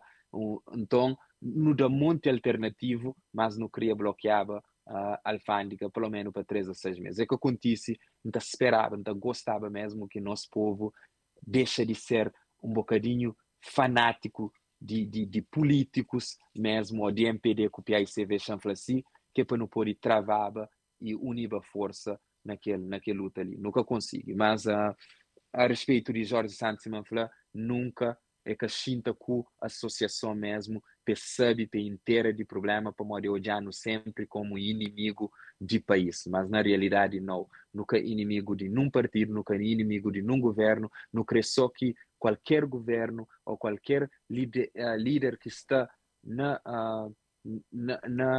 liderança para ouvir imigrantes, para tratar imigrantes com respeito, para nos sentar na mesa, para nos falar coisa que está torto, coisa que nos está a mas está torto, que é para eles hoje onde que se pode compor. A mim onde que estive na reunião onde que Jorge Santos estive ali na América, abordar sobre aquele assunto de aquele 200 conto e que as outras taxas, onde que mostra, mas aquele 200 conto pode ser cobrado de outra forma, das exemplos, das ideias, mas infelizmente tem uma coisa na Cabo Verde, taxa, mas já entra, que está sei. Que ela não tem estado todo esse tempo, mas já pôr taxa nunca é que está trado. Muito bem, Bruno, de qualquer forma, enfim, recado está dado, Sr. Panflauman convida e diretor-geral de imigração, que é Dr. Martinho Ramos, certamente esse traz esses apontamentos, eventualmente entra em contato com nós, só para não ficar aquele parte ali, falando que aquela associação lá, quantos membros que tem? Nesse momento, não tem cerca de membros ativos. ou sócios? Sócios. Yeah. Ou as duas coisas? Porque Sócio, nós é 24, nós responder, Bruno, nós é 24 membros fundadores espalhados na Europa e na América, né? Mas não tem mais de 100 sócios nesse momento. Não tem sócios ativos, que são sócios que estão espalhados na Europa, imigrantes, e não tem também aqueles sócios que é sócios de Cabo Verde, que é aqueles sócios que paga a cota. Muito bem, Dulce, Natalina e Bruno, obrigado pela nossa presença, nos mantém ligado, nós continua a partir dali, qualquer intervenção que nós queremos fazer, nós está da sinal, nós entra na linha. Ok, obrigado. muito obrigado. Okay, obrigado. Vamos agora falar não sei se há alguém em linha que queira intervir. Na linha temos Alexandre Nuno Pires, jurista e um despachante oficial. Alexandre Nuno, muito bom dia. Alexandre Nuno Pires, muito bom dia. Acho que perdemos o contacto. Vamos avançar e falar da petição de um outro cidadão, Gilson Lopes. Ele não quer saber nem de monumentos, nem de bustos que tenham por detrás um passado colonial mal resolvido, diz ele, entre a colónia e o colonizador. Concretamente, este cidadão pede a remoção da estátua Diogo Gomes, no Mirador do Platô, bustos de exploradores coloniais como Alexandre Albuquerque na Praia, Serpa Pinto no Fogo, Diogo Afonso e Sá da Bandeira em São Vicente, entre vários outros. Lê-se na petição que vivemos um período histórico de contestação racial, onde o sofrimento causado por estes comerciantes de seres humanos negros remexem feridas profundas de traumas vividos, discriminação e injustiça.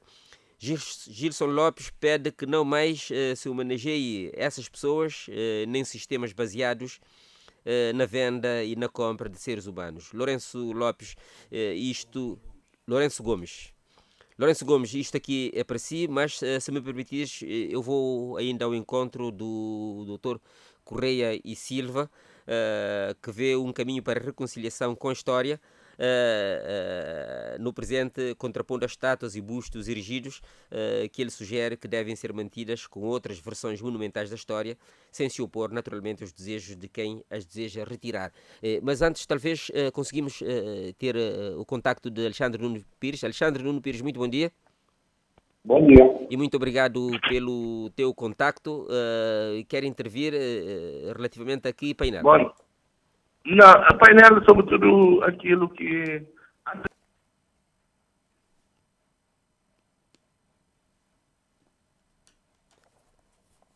Bom, acho que não é possível, não conseguimos manter Alexandre Nuno Pires na linha. Avançamos então. Lourenço Lopes, vamos ouvir António Guilherme Correia Silva e você já entra. Moco tem caixa ideia de uma eventual remoção de estátuas seculares, moda Diogo Gomes, busto, por exemplo, de Alexandre Albuquerque, na Platô, Serpa Pinto no Fogo, Diogo Afonso e Sá da Bandeira na São Vicente. Enquanto historiador, enquanto sociólogo que é. Então gostava de catrado aquele caravela que está na praça de Liceu, na pracinha, aquele monumento, né? Que está sempre mais para namoro que outra coisa, mas aquele caravela que homenageia a Infante do Henrique, mas lá fuzilaram os escravos. Não poderiam fazer um monumento também lá, ao lado de caravela, no canto da caravela, mas em homenagem de escravos. Que foi um movimento. Qual foi o movimento de 1835?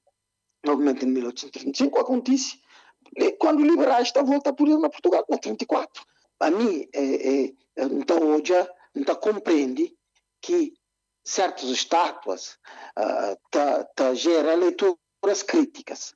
E é bom que Gerard tenha leituras críticas de ser figuras. Agora, não pela remoção.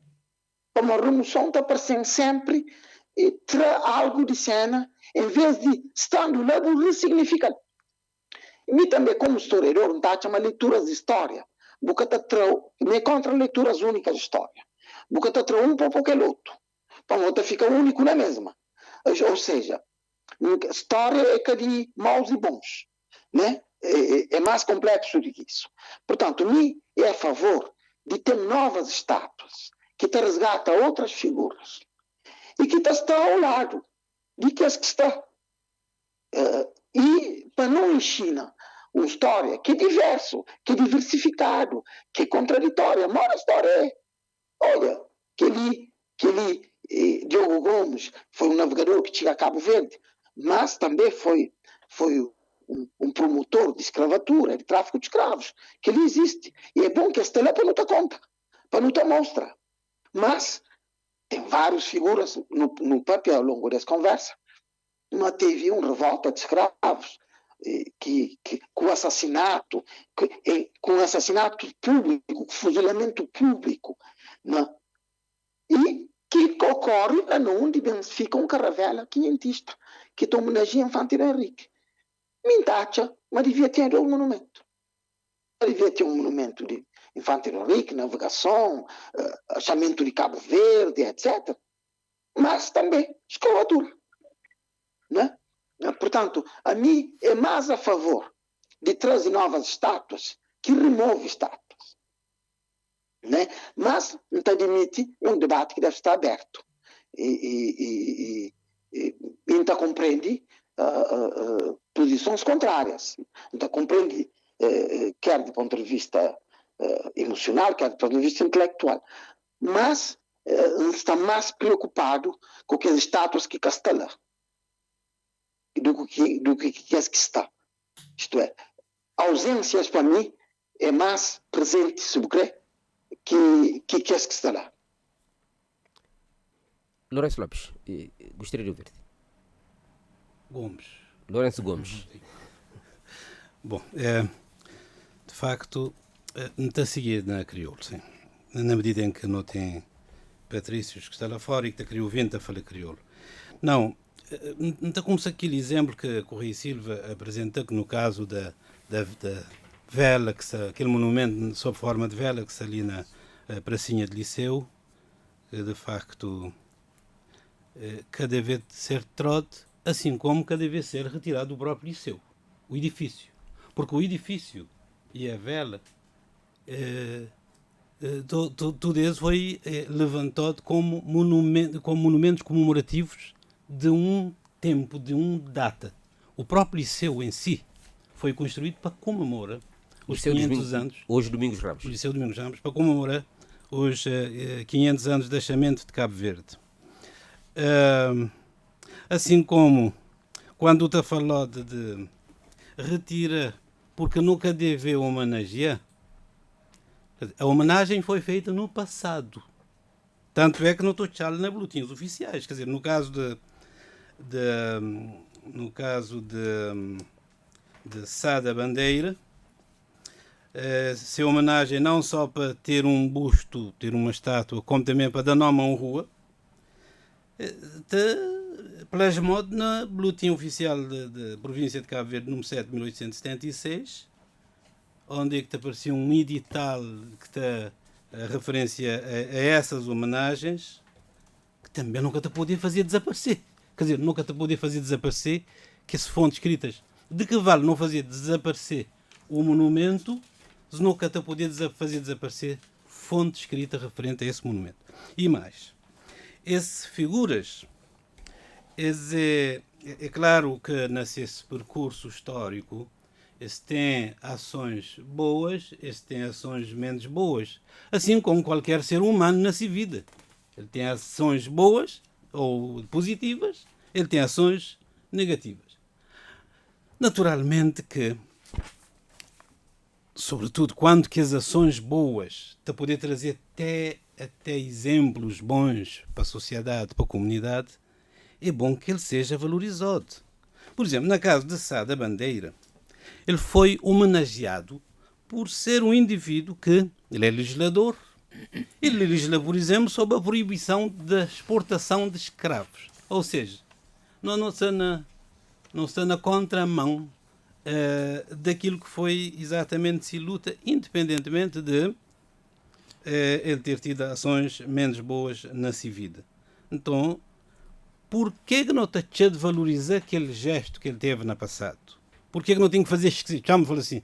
Por que não tem que fazer apagar da memória, de nossa memória, aquele gesto que também teve implicação na escravatura na Cabo Verde? Aliás, quando não está a falar de escravatura e de tráfico de escravos, e que não tem tendência sempre a ponta dedo aqueles personagens da Idade Moderna, estou a falar a partir de 1460, não te esquecer que a escravatura está a decorrer antes desse período, mesmo no continente africano. É certo com uma outra roupagem, mas ele está acontecendo no continente africano e ele tem essas personalidades. Ele está acontecendo na Idade Média, não está acontecendo a figura do servo, que é semelhante à figura do escravo. Ele está acontecendo na Idade Antiga. E por isso, acho que não é por aí que não poder, com todo o respeito como tem para opiniões a favor da retirada, não é por aí que não está a resolver um problema, não é? Criando um outro problema, porque não está a apagar a história, ou nessa tentativa de apagar a história, não está a poder partir para aquela analogia de, por exemplo, nunca deita fora, digamos, a água do banho do bebê acompanhado do bebê porque eventualmente tem sujeira na água. Ou seja, nunca poder apagar aquilo que é bom, porque à volta do bom tem mau, ou não te apaga bom e mau ao mesmo tempo, não te fica, pelo menos não te fica sem bom. Ou seja, todo o lado bom da história deve ser preservado, e não tem exemplos, bastantes exemplos na história, a começar, de exemplos mais recentes, as duas grandes guerras, por exemplo. Se a Primeira Guerra tivesse servido de lição para a humanidade, Catar tem a Segunda Guerra, está a fazer de tudo para que tenha a Segunda Guerra, porque na Primeira Guerra, enquanto morrer milhões de pessoas, na Segunda Guerra morrer bilhões de pessoas. E as analogias te estendem ainda para aquele tempo que não te vive hoje. Se a humanidade, nesse momento, está a partir para uma terceira guerra mundial, é porque a humanidade está ferida de inteligência.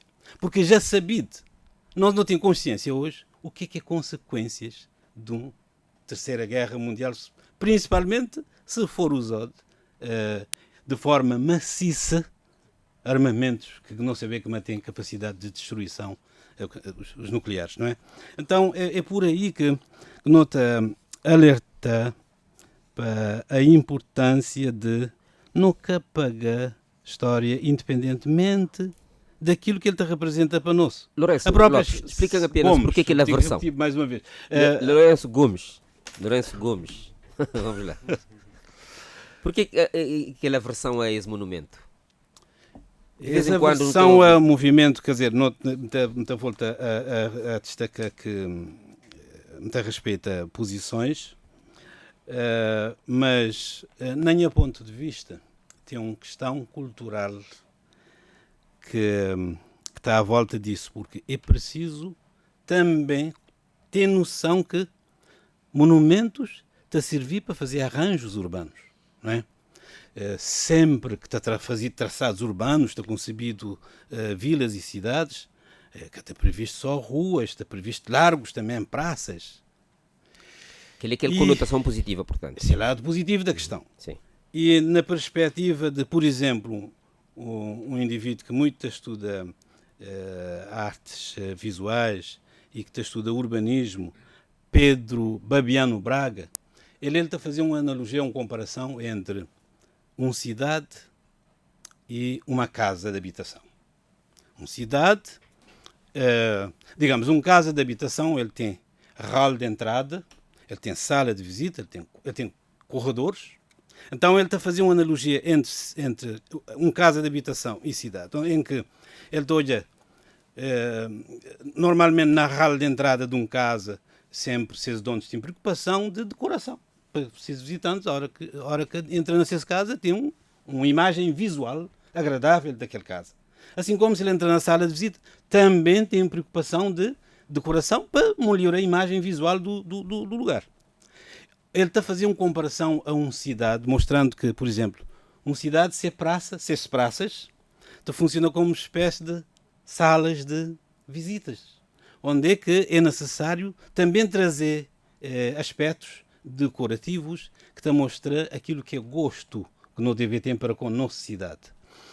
E que, digamos, que as ruas da cidade funcionam como se fossem corredores da casa, e as fachadas dos edifícios, desde que esteja bem conservado, tem bons arranjos. Mas esta dá uma visão também agradável, uma imagem visual agradável.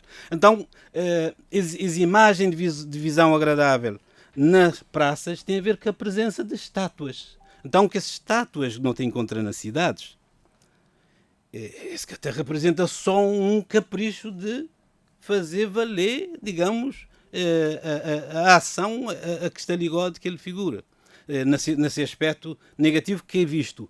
Porque no caso, não se vê só o caso de Alexandre Albuquerque. O busto de Alexandre Albuquerque, ali na praça do mesmo nome, ele foi lá colocado e está referenciado como tal para destacar o ideário do republicanismo, o ideário republicano, na medida em que ele luta para ideário republicano, que tem uma ligação ao ideário liberal não estou a falar de ideário republicano do século XX, que tem uma ligação ao ideário liberal do século XIX, que é ideias que surgiram, que foi bem acolhido, foi bem aceito, e que até hoje, inclusivamente, nota explorar aqueles ideais de liberdade, de liberalismo, o ideário republicano. Então, o lado positivo de Alexandre Albuquerque é exatamente, não é, consagrar aquilo que foi se luta para republicanismo. Mas mais do que isso, para além do belo que ele está a trazer para a praça, ele também teve seu contributo para a sociedade. Foi de ser autoria, foi de ser esforço enquanto governador que houve ele estimula a Câmara a ter uma preocupação para com melhores arruamentos, melhores alinhamentos das casas, as coberturas de telha, a preocupação para a caiação das casas, quer dizer. E Serpa Pinto? Serpa Pinto, então, é uma figura tão somente ele contribui para a conclusão da Igreja Matriz da Praia. A Igreja da Praia teve início de sua construção em 1866, passa 20 anos sem, só com fundações. Depois de 1886, prosseguiu com a construção, já tinham planta, mas problema de recursos, ele está a ser adiado de construção. Serpa Pinto é governador de Cabo Verde em 1894. A partir dessa altura, ele está a desencadear todo um processo que está a levar à conclusão da Igreja da Praia. Quer dizer, minha gente, um indivíduo que, por seu esforço pessoal, enquanto governador geral, ele está a fazer com que a Igreja, que é um bem caro à sociedade católica cabo-verdiana, ele está a fazer, promover essa conclusão. Por que não tem com ele, com maus olhos a ponto, não pensa que ele cada um contributo para a terra? Lourenço Gomes, é isso que eu estou a perguntar. Então, por que circunstancialmente aparece um grupo que está a querer remover-lo de lá? Bom, a mim me estou a dizer que, com todo o respeito, me estou a dizer que pessoas estão a desconhecer esse lado ali. Ele é uma questão de conhecimento e me pedir pessoas para procurar saber, para procurar conhecimento. A mim próprio me tinha 2 livros sobre o Centro Histórico da Praia, onde é que as estátuas e tudo, é tudo analisado e tudo interpretado. E ainda tem aquele lado, o lado da sensibilidade estética de quem está a interpretar, está a observar, está a gostar da obra de arte. Porque é obras de arte, atenção. É obras concebidas como tal, onde é que é preciso, além da sensibilidade estética, é preciso ter um conhecimento de arte para poder, estando na presença de que as obras, também interpretar-se. E além do mais, e sob o ponto de vista economicista, é chamariz para visitas, para interpretação, para narração, para entender, para ligar essa história à história da própria cidade, a mostrar qual é que foi esse contributo para a evolução da cidade. Então, sob o ponto de vista economicista, a partir do momento que não retirasse, não está a seguir aquela lógica do Unesco. O Unesco está falando. A partir do momento que vou destruir algo que tem um certo valor, e sob o ponto de vista economicista, já fala assim, não te torna mais pobre, economicamente. Porque ele tem aquele elemento de atração de visitas turísticas, fundamentalmente. Não é? E sem contar outras. Quer dizer, tem muito para falar sobre isso. Sim. E se tiver tempo, claro, volto a falar mais um bocadinho. Eu já volto. Silvestre Valenga, essa questão do monumento, de estátuas, circunstancialmente nós assistimos um pouco por todo lado grupos de pessoas, grupos de cidadãos desejosos de remover esses vestígios do passado. Por que essa luta entre o belo e o odioso vai acontecendo? O professor Lourenço Gomes já fez aqui uma exposição interessante, enfim, que nos faz ver qual é o lado bom dessas estátuas, o que simbolizam em resultado do valor que tiveram e das ações que tiveram no passado, mas essa dicotomia de reação, de vontades, por que circunstancialmente vai acontecendo, sobretudo nas sociedades modernas? Bom, eu vejo, portanto, a posição do professor Lourenço e também do professor Correia e Silva.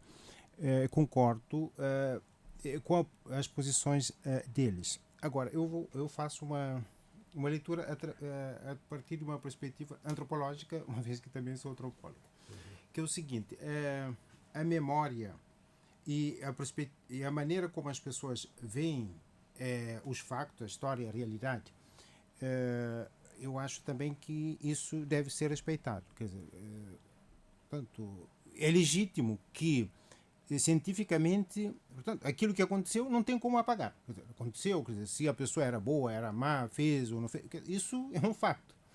Agora, nós também, se nós formos ver a partir dessa perspectiva antropológica, ou seja, aquilo que, estando numa sociedade, as pessoas não veem a realidade da mesma maneira. Quer dizer, você tem aqueles que acham que aquilo é um absurdo que não pode fisicamente constar nesse lugar.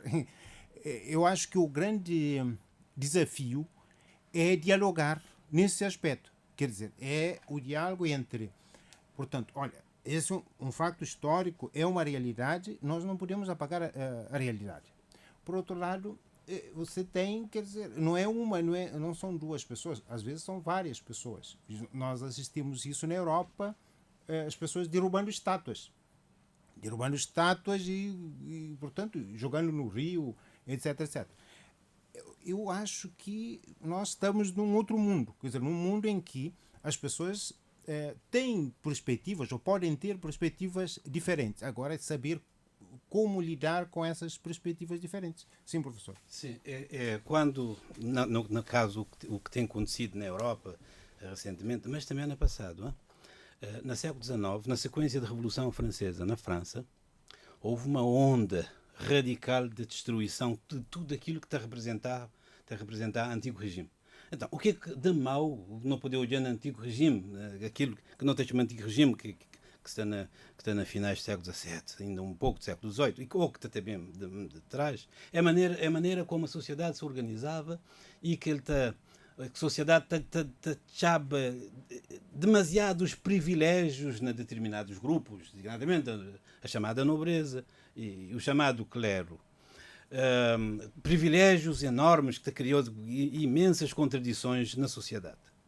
Então a Revolução Francesa contesta exatamente que esses privilégios ali, mas por arrastamento desse pensamento com algum radicalismo, pensou na ideia de remover tudo aquilo que visualmente está representando o regime, inclusivamente as catedrais francesas.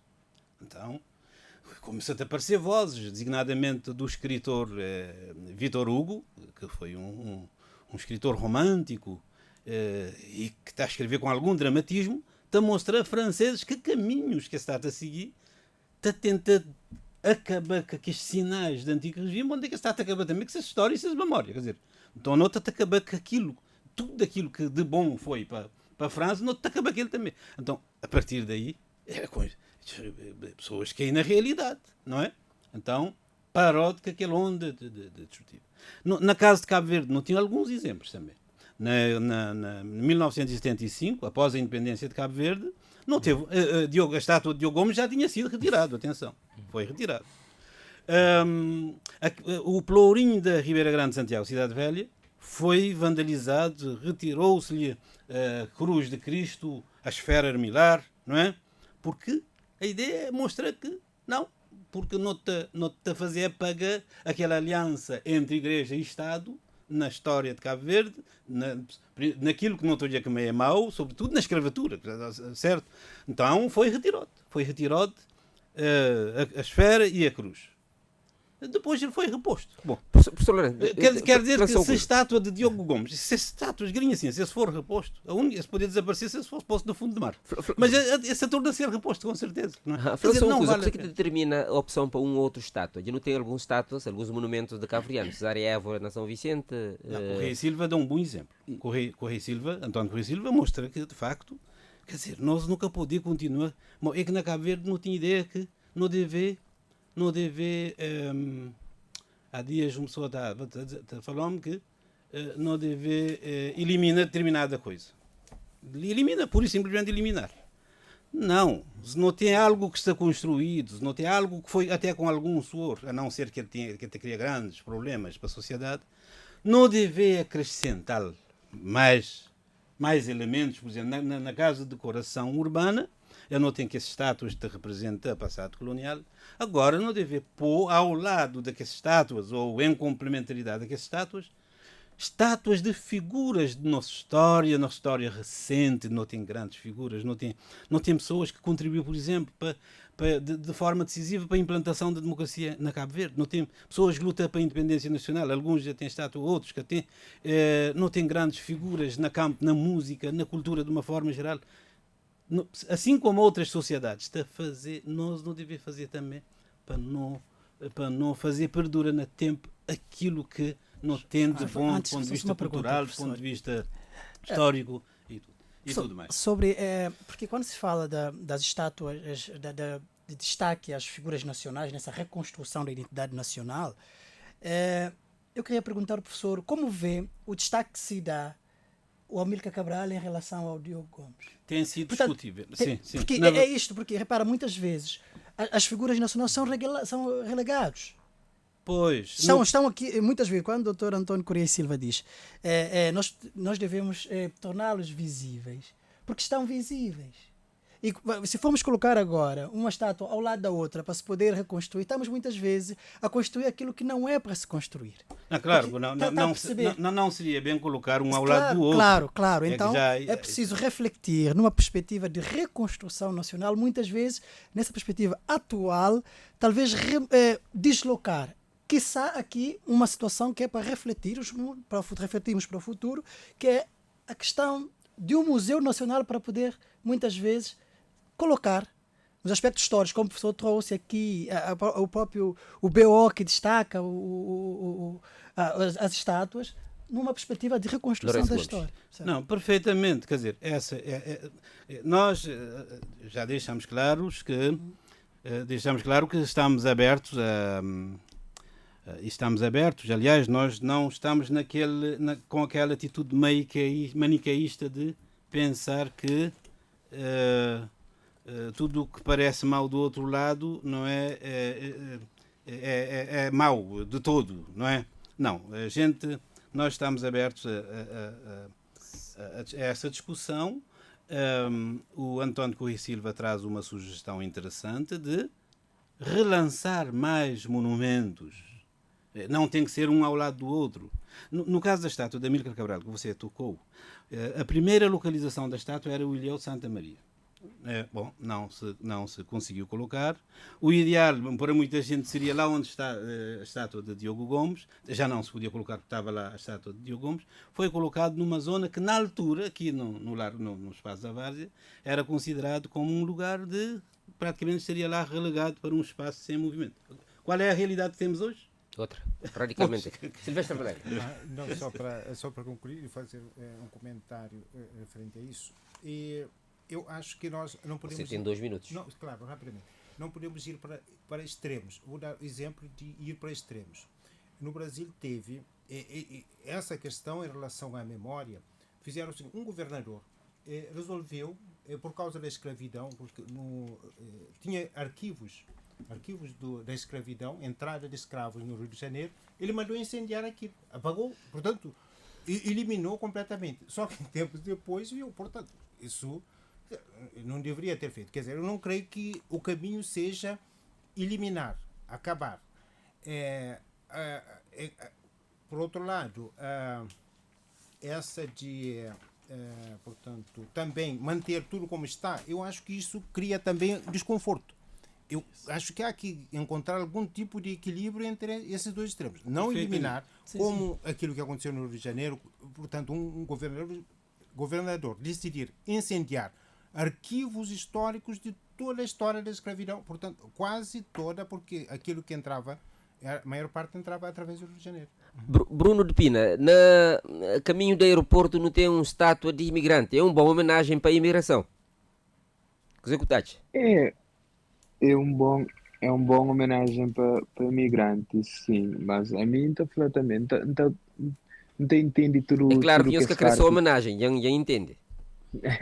Não entende tudo que ele parte que essa está falando, mas mim está também uma tipo no deve hoje para além de para que estátuas que está lá representa mágoa para nós. Não sei se tudo alguém entende de qualquer forma, mas cheio de que status que ela representa mágoa para nós. Então, a mim, na minha casa, maneira que estou ela nunca crê foto de ninguém que está trazendo, que está mostrando mágoa na minha parede de minha casa, ou um espaço onde que mim está. Então, aí de ter um consenso, depois que estátua que representa mágoa para nós, num lugar onde que se inscreva hoje, ele se inscreva refletir, ele se inscreva saber dele, não estava jobel, mas nunca creio ter nele na minha quarto, chama assim, que não se está falando em geral, se nunca creio ter nele num lugar público, quinta vojal tudo santo dia, cima Pelourinho. Pelourinho é um de que, mintoja aquele espaço que tudo alguém também tá foto nele, mas te representa uma mágoa forte para nós, onde que nosso povo foi escravizado, nosso povo dado cupó, e não estava a foto nele, tipo, cima que é um coisa direito, minha tá direito, você tá entendendo? Então, aquele é meu ponto de vista. Agora, a respeito de que está de imigrante... Bruno, só para mostrar, um minutinho só para mostrar uma outra representação do pelourinho. Pelourinho, ele é concebido em mármore branco. Aquele tipo de material só não tem encontrado no Mosteiro Jerónimos, na Portugal, e aquele tipo de pelourinho lá, Cabo Verde é um daqueles poucos lugares no mundo que conserva. Ele é um marco da importância daquilo que era a cidade da Ribeira Grande no contexto do mundo português. Só isso. Mas banhado pelo sangue. Exatamente. Mas banhado pelo sangue, professor. Exatamente. Não, banhado pelo sangue é todo o cabo-verdiano. Muito bem, chegamos ao fim do nosso programa de hoje. Tivemos, portanto, aqui o debate relativo às iniciativas dos cidadãos e também dos movimentos sociais.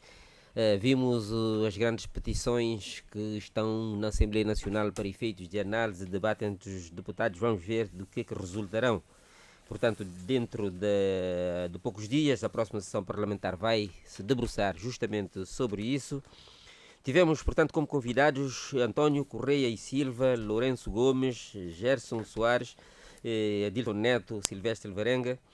A partir da diáspora, a simpática presença de Natalina Gonçalves, Dulce Vieira, Bruno de Pina. Muito obrigado a vocês todos.